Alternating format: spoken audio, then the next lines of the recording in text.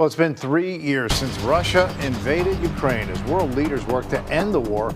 Here in Chicago, some community members marked the somber anniversary by praying for peace. WGN's Dana Rebick is live at Holy Name Cathedral, where an interfaith service was held earlier this evening. Dana. We heard from several religious leaders, including Cardinal Blase Cupich, who talked about his time visiting refugees in Ukraine 2 years ago. He also spoke about his hope for peace.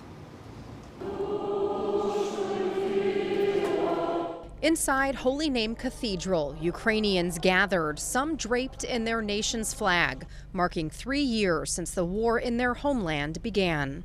A war that continues with no clear end in sight. Cardinal Blase Cupich joined other interfaith leaders in prayer and reflection of the lives lost in the deadliest land war since World War II, where as many as 800,000 people have died. Let us pray for and honor the dead. Remember those suffering each day from the invasion and pray for peace. But let us also tell the truth. Criticism of President Trump, who last week appeared to falsely suggest Ukraine was to blame for the war. Trump began direct talks with Russia earlier this month, seeking a peace deal, but Ukraine was not part of those discussions. Thank you, Mr. President. Today, President Trump met with French President Emmanuel Macron at the White House, both supporting the potential deployment of European troops to Ukraine as peacemakers to oversee a ceasefire deal.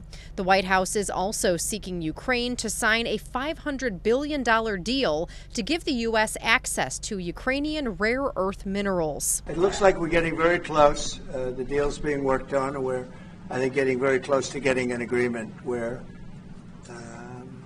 we get our money back over a period of time.